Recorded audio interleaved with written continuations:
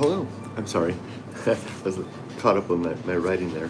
Let me make myself presentable. Welcome to the 11th day of March 2025. My name is Kurt, and this is my daily Good Life meditation. This is an exercise that I do every morning, a little bit after waking up, to remember my life objectives and principles, those which are outlined in my book, Going Alone. I also use this time to think about the last 24 hours and how I did with the challenges and the opportunities that I met.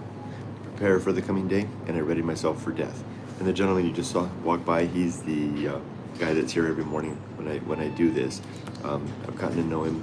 He turns the light on and here when he sees me, because I come in so early, there's nobody usually in this dining area. It's all, the lights are off. So he sees me come in and he pops the light on for me. It's nice to be recognized and remembered and become a familiar thing. I also go to Lawson Station down by Kusanagi. Lawson is another convenience store down by Kusanagi Station, and they know me there as well, and they'll welcome me back if I haven't been there for a couple of days, because I split it up. I have 3 convenience stores where I do this meditation. So back on that. Before I get started, I want to welcome new YouTube subscribers. It's great to see you. Welcome to the channel. Just to let you know, this video is in Japan, but it's not about Japan necessarily. This is more of these Good Life, they're called the Good Life, and they're my journal entries. I do them once a day, usually at this time of day, live, and I do it to openly and publicly reflect on the progress that I'm attempting to make in improving my life and living a good life. That's where the idea comes. And good life does not mean, champagne dreams and caviar dreams, whatever that old phrase was. It means a life lived in the pursuit of virtue, where virtue is simply defined as decisions, activities, and engagements that help to improve the well-being of thinking creatures, basically reducing suffering in the world and improving happiness and peace. It sounds very, what's the word? Aspirational? And I guess it is. I mean, what's the use of getting up in the morning if I can't aspire to big things, right? So I do this publicly because I do a better job when I do it publicly. But I need to warn you that I do talk about things that are sometimes sensitive to people. Like I talk about death a lot. It comes up a lot, my own death. Not that I'm dying right away, but maybe I am. And that's the idea. The point is to be prepared for that. I want to complete with a thank you to my Patreon members, my YouTube members, my Patreon folks, my YouTube members, and those that watch my videos. You bought me this cafe latte. Let's see if I can read that. Cafe latte grande, and it says right there. You bought me this morning, which is coffee is my fuel in my life here in Japan. If you're new to the channel, I am a 60-year-old American man married to a 60-year-old Japanese woman. We both are newly retired. Our daughter, age 24, is living here in Japan. We raised her half in Japan, half in America. She's back in Japan, starting her career in Tokyo. My wife Yumiko and I, I got the sugary one. This is not the sugar-free one. Whoops. Oh well. My wife Yumiko and I just recently bought one of those famous 9 million empty homes in Japan, right here in Shizuoka, in the same neighborhood where she grew up and where we raised our daughter. And we're in the process of doing the DIY and all that stuff relative to that. So what I'm going to do now are 3 things every morning. I'm going to talk about the last 24 hours. I'll recite the 8 objectives of my creed, where creed is just my values. And then I'll talk about the next 24 hours. So how did yesterday go? How do I try to align my life? What's important to me? What am I aiming at today? So I'm positioning myself in the right way. And what do I plan to do today? And by the way, if you leave a comment, it's not, I do apologize for ignoring comments until the very end when I will respond. I got to keep my flow going. Okay, I keep notes every day and I name every day. Today's the 11th day of March, and I'm calling this Green Tea Day.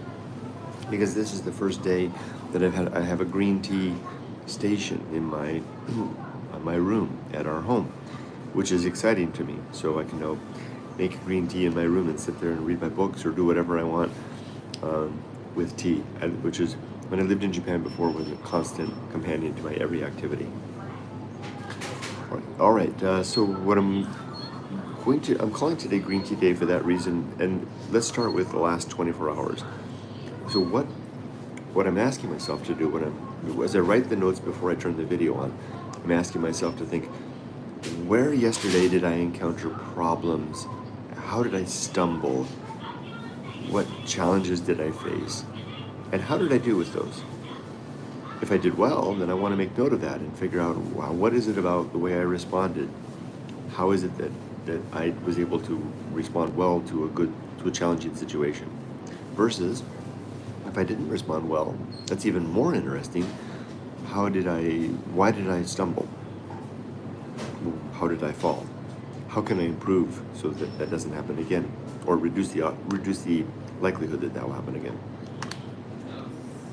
And the only one that I could come up with yesterday was this item called, I'm just titling it, Allergies Balancing Act. And what that basically means is that it's allergy season right now here in Japan. We're in the height of it, and I carry my mask around with me everywhere. I'm going to pay the price for not wearing it right now. And what this means is that I did a good job yesterday of there were times when I couldn't wear my mask, and during those times I was able to prepare myself for the result, which meant that half an hour later I would really feel bad, I would be sneezing, etc., etc. So it was a way of saying, well, okay, here's a moment that I can't wear my mask, or I choose not to wear my mask. I'm ready for the consequences that will come in half an hour. And then when the consequences came, they didn't take me by surprise. I didn't complain, I wasn't fussing, I wasn't mussing, I was like, oh, here it is, right? It's like tax time coming around. I know that taxes, and speaking of which it is, I know when taxes are due. They don't surprise me. I just do my damn taxes, as painful as it is. And that's how it felt yesterday with this Allergies Balancing Act. It was throughout the day. Now I'm in the height of it. I knew what was coming, and I did well. In terms of principles that I used relative to this, I used a couple of principles. And when you see me do the hashtag thing, I'm talking about referring back to principles from my Good Life Creed. One principle was the principle of nature. And I'm not talking about the birds and the bees here. The principle of nature says that there is a nature of certain things, that life has things that we should expect. It is the nature of allergens. It is the nature of people like me who suffer from seasonal allergies to suffer from seasonal allergies. So recognizing that is part of my nature, and helps me to see that, not be upset at the allergies, but recognize it as just part of the reality around me. Another one, hashtag limits. This refers to a principle with a long name, true limits and true opportunity. So this causes me to ask, well, where is, within the nature of things, what is the scope of my capability to respond? Where can I do something and where can I not? Well, I don't have the ability to absolutely remove the effect of the allergies, at least not yet. I'm not aware of any medical science that can do that. But I do have the ability to mitigate by wearing my mask when I can, and by seeing a doctor and getting drugs or even prescription medication if necessary. So this helps me. So hashtag, so far I've used two of my principles in helping to manage to keep this balance with the allergies. One is the principle of nature. Two is the principle of limits. Another one is the principle of temperance. Hashtag temperance. Temperance is the ability to control my reaction, my overt reaction to what's going on in my life. So this has been a great improvement as I've matured. I'm 60 now. In past decades, I didn't have a lot of temperance, right? And temperance, we often think of temperance as being controlling our drinking or things like that. But I use temperance in a more broad sense to mean controlling my reaction or my decisions relative to things. Like I can temper my exposure by choosing to exposure to the allergens, by choosing to remain indoors more often. And now that I have a lovely little room in our house it's really easy to do that with a tea set. I can also temper my reaction to it, etc., etc. So that's an example. This is an example of a challenge that I'm facing and how I'm using my principles to achieve my objectives. Now I'll mention the 8 objectives in just a moment. One of those objectives is the objective of good emotional reactions. If I'm being observant of nature, recognizing my limits, exercising temperance, I can manage my emotions. I can also keep #balance, which is another of my objectives, to maintain my balance, to not fly off the handle, etc., to not let my allergies push me over the edge in any way. Well, I think I wrapped a lot up in that. So that was the one thing that I faced yesterday. You know, being a retired guy, I don't face a lot of challenges. I don't face the career challenges that I did before. But that's not to say that I don't face challenges. Someone dear to me is going to retire in about 4 months, and they were writing to me this morning about it, and it was a very different experience because I was like, wow, it's going to be great, but I don't want to be a Debbie Downer, but man, your retirement isn't easy, at least not. And I've had so many people respond now that I'm doing the Retiring in Japan series, and I wrote the book Retiring in Japan.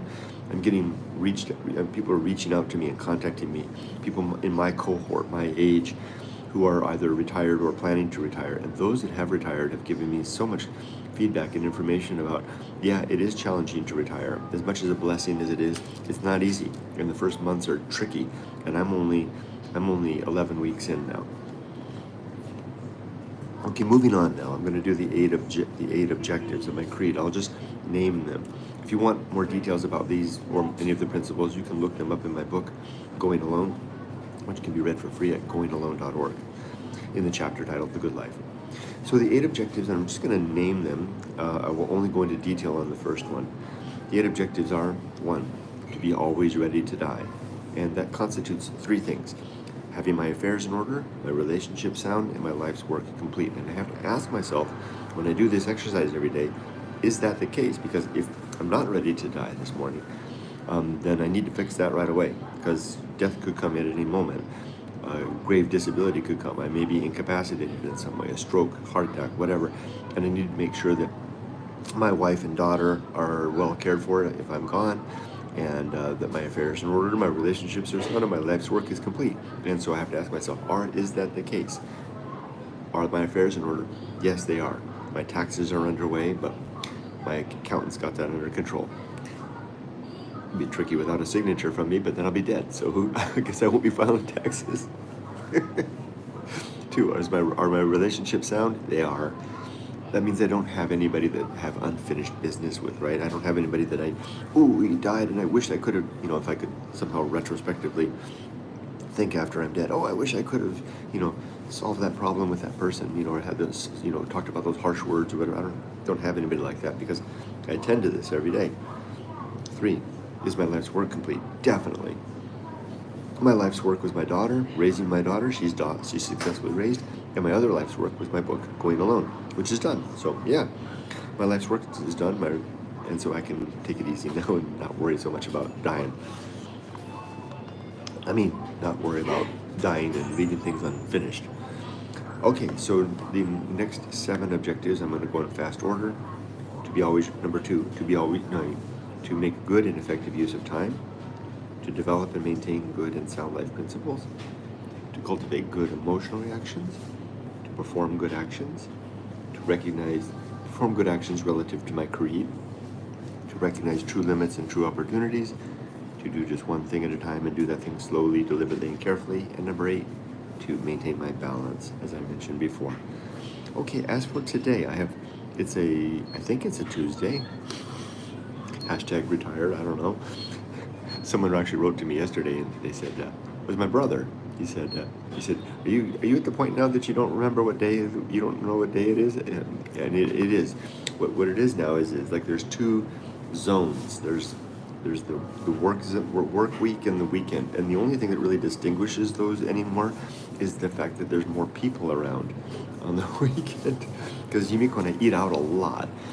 One of the things we're really enjoying in retirement, and of course being in Japan, is the abundance of really delicious, affordable food.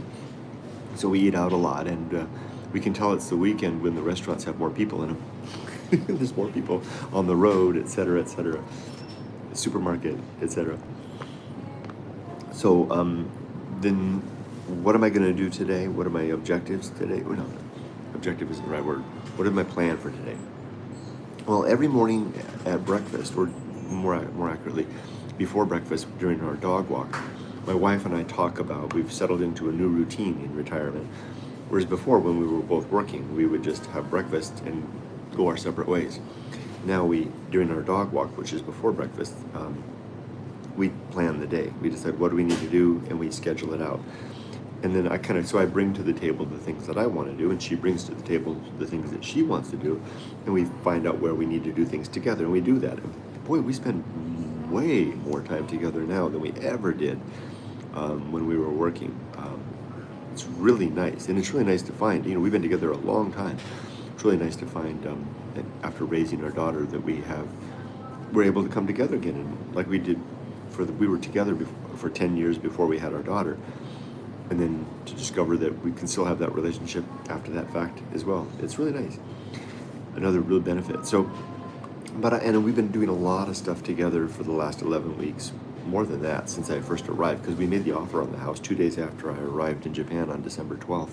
We made the offer on the 14th, and we've been actively engaged in first buying and now living in our new house, our new old house.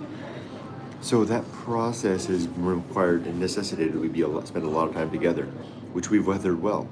Sometimes it's not easy. I hear a lot of retired people describe that, being together, put together sometimes after a lifetime of separate endeavors as under the umbrella of a single household and family can be tricky.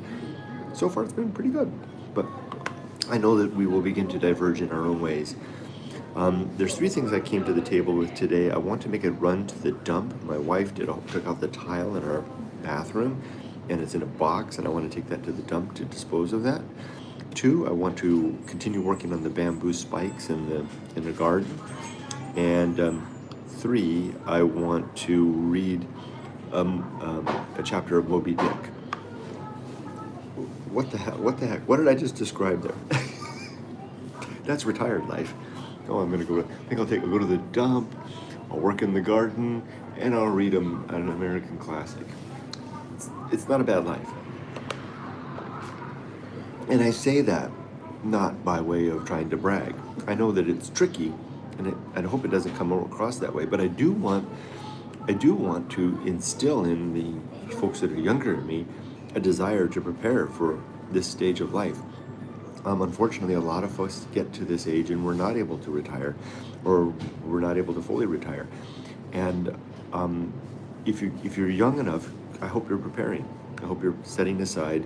And if you don't mind me putting on I wrote the book Retiring in Japan. If you don't mind me putting on that hat for a second, it's sometimes the best thing, a good thing to do is to just participate. If you work for a company, to participate fully and enthusiastically with your employer's retirement package plan, whether that be a 401k, IRA, pension program, or whatever. And if you can find yourself into a job that offers a pension, pensions can be great.